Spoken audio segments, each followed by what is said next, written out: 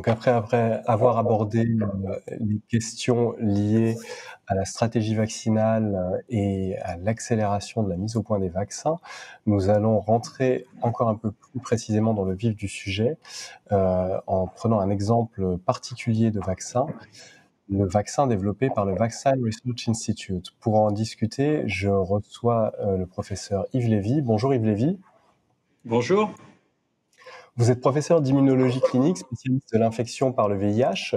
Vous avez notamment été PDG de l'INSERM, l'Institut national de la santé et de la recherche médicale, et vous dirigez actuellement le VRI, le Vaccine Research Institute, un laboratoire d'excellence qui est consacré à la mise au point de vaccins innovants contre le sida et les maladies infectieuses émergentes ou réémergentes. Donc, fort de cette expérience, acquise notamment sur le VIH, vous avez développé avec vos équipes un vaccin contre le coronavirus SARS-CoV-2, pardon. Vous êtes en train de le développer en tout cas. Est-ce que vous pouvez nous en dire plus? Et d'ailleurs, première question, actuellement on a déjà plusieurs vaccins et pourquoi est-ce qu'il faudrait un autre vaccin et quels sont les inconnus qui persistent actuellement encore sur les vaccins dont on dispose déjà? Écoutez, merci pour cette question. Je crois que les précédents interlocuteurs ont bien montré, qu'il fallait plusieurs vaccins parce qu'on aura un problème de production mondiale et qu'il faut aussi des vaccins de différentes générations. C'est-à-dire que le vaccin que nous développons, c'est un vaccin qui va permettre éventuellement de pouvoir être administré de manière régulière à plusieurs reprises, un peu comme le vaccin contre la grippe. Et donc, c'est un vaccin qui est fondé sur des protéines, ce qui permet l'administration, dont on sait aussi qu'on a dans le passé un certain nombre de données montrant la bonne tolérance de ces protéines. Et donc, la stratégie que nous développons, elle est fondée sur ce que nous avons mis en place dans les 7-8 dernières années, c'est-à-dire un anticorps monoclonal, c'est-à-dire un outil particulier qui permet de cibler les cellules les plus importantes du système immunitaire, les cellules dendritiques. L'avantage aussi, c'est de pouvoir associer à cet anticorps des variants du Covid. Et donc, on est dans une perspective de ce qui va se passer l'année prochaine, c'est-à-dire éventuellement des variants qui vont être dominants dans la circulation de l'épidémie, ou des personnes qui auront été déjà vaccinées dans une première vague et qui auront besoin d'avoir des injections de rappel. Donc, il faut augmenter la production des vaccins et les diversifier, et avoir des vaccins qui s'adaptent à ce que sera l'épidémie dans les mois qui viennent. D'accord, donc concrètement, le vaccin développé par le VRI consiste en un anticorps sur lequel on greffe une partie du virus, enfin d'un virus, quel que soit le virus, le variant qu'on choisit, et cet anticorps va aller se fixer sur des cellules du système immunitaire qui s'appellent les cellules dendritiques, c'est bien ça. Et quel est le rôle de ces cellules dendritiques et qu'est-ce qui se passe une Alors, fois que... vous avez raison, vous avez tout à fait bien décrit. Ce qu'on a appris dans les dernières années de l'immunologie et de la vaccinologie, c'est que pour induire une bonne réponse immunitaire, une réponse efficace, notamment qui met en jeu les deux bras du système immunitaire, c'est-à-dire faire des anticorps, dont on sait l'importance pour le Covid, mais aussi des cellules tueuses pour éliminer des cellules infectées, il faut induire une réponse immunitaire. Et les cellules dendritiques sont des cellules qui sont sous la peau, dans les muqueuses respiratoires par exemple, et ce sont des cellules qui scannent notre organisme de manière perpétuelle. Et donc, elles sont au premier rang lorsque nous sommes agressés par un pathogène, par un microbe. Donc, ces cellules, elles jouent un rôle fondamental dans l'induction de la réponse.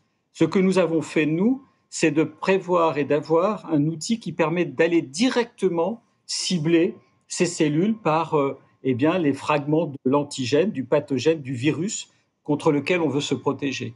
Et en fait, on a adapté de manière de passer de l'empirisme de ce qu'est le vaccin, injecté en intramusculaire et attendre qu'il se passe quelque chose, à ce que l'on connaît de mieux de la réponse immunitaire. Et donc cet outil nous permet aussi de le décliner dans différentes pathologies.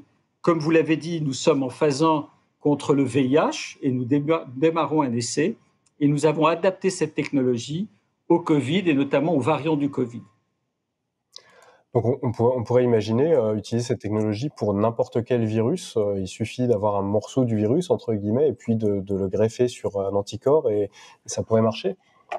Et c'est exactement la stratégie, puisque à côté de ce vaccin contre le VIH, thérapeutique ou prophylactique que nous développons d'autres vaccins. Le Covid, évidemment, c'était l'urgence et nous nous sommes mis dans cette bataille, mais cette plateforme peut être déclinée dans d'autres pathogènes. C'est un peu la même chose que les plateformes, comme aujourd'hui est envisagé par exemple avec les ARN après le Covid éventuellement de développer d'autres vaccins.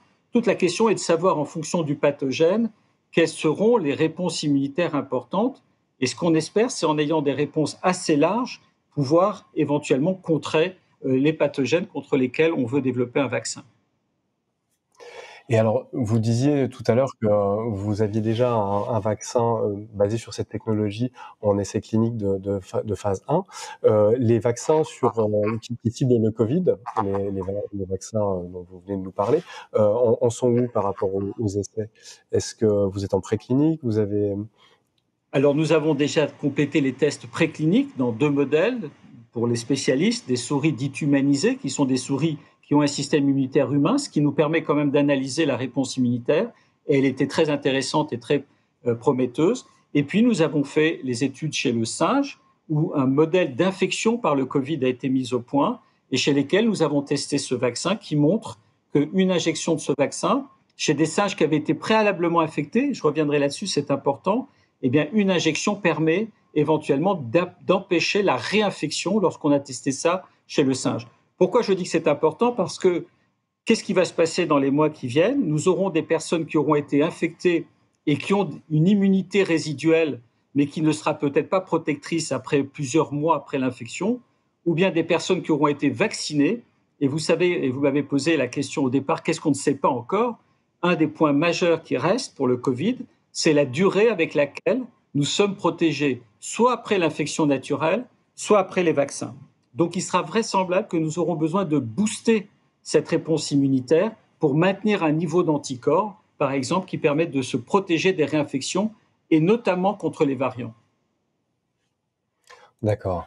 Ouais, c'est vraiment très, très intéressant. Et une des questions qui se pose, c'est est-ce qu'on pourrait imaginer utiliser ce vaccin en conjonction, avec plusieurs morceaux de variants différents? Par exemple, si plusieurs virus circulent, est-ce que ça fonctionnerait, ce genre d'approche? Mais c'est exactement ce que nous faisons. En fait, cette technologie nous permet d'avoir cet anticorps qui est toujours fixe et nous définissons les fragments des virus ensuite, avec une approche d'intelligence artificielle où on essaye de définir quels sont les talons d'Achille de ces virus, c'est-à-dire ce que l'on veut vraiment mettre dans le vaccin pour induire des réponses contre ces cibles du virus.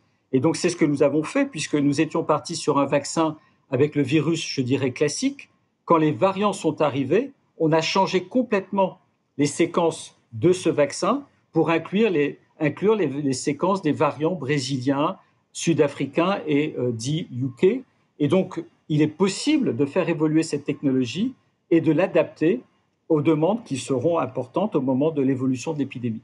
Donc, c'est une stratégie non seulement adaptable, très ciblée sur le système immunitaire pour induire une réponse la plus large possible, et aussi qui permet, parce que c'est une protéine, d'être administrée à plusieurs reprises et donc d'envisager des vaccinations à long terme. D'accord. Et quelles sont les prochaines étapes? Alors maintenant, vous nous disiez que les essais précliniques sont terminés, et à quelle échéance est-ce qu'on peut y Alors, espérer? ce vaccin est en cours de production. Il est donc en cours de production industrielle, où nous avons 2 types de vaccins. Un vaccin contre les variants et un vaccin contre les variants, mais avec d'autres séquences du virus pour induire des cellules tueuses. Ces vaccins sont en cours de production aujourd'hui en partenariat industriel. On espère les avoir à la fin de l'année 2022 pour commencer ces essais-là à ce moment-là, et donc être exactement dans le panorama de ce que sera l'épidémie à ce moment-là, c'est-à-dire, on l'espère, beaucoup de gens vaccinés, beaucoup de gens peut-être qui ont une immunité naturelle, et donc cette immunité collective que l'on recherche, mais dont on sait, dans tous les modèles préalables, que l'immunité collective ne vaut que si on a une réponse qui se maintient à très large échelle chez le maximum de personnes, et surtout avec des vaccins. Donc, c'est à ce moment-là qu'on se placera avec ces vaccins de 2e génération. D'accord.